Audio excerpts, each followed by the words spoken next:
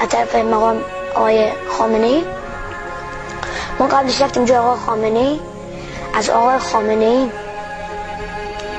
گفتن که ما ببریم کربلا. آقای خامنه‌ای هم گفتن میبریم تو نیلم. ما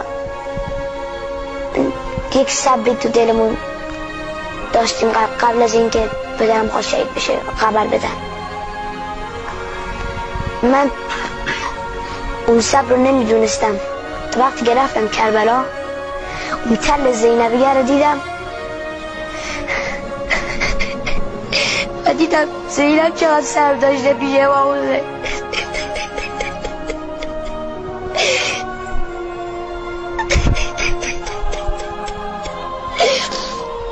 حسین.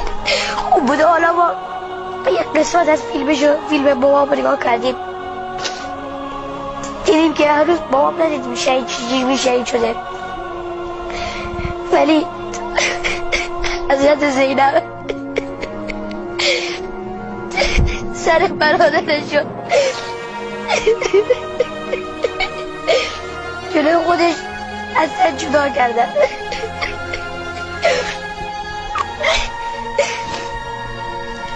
عجب صبری داشته حضرت زینب.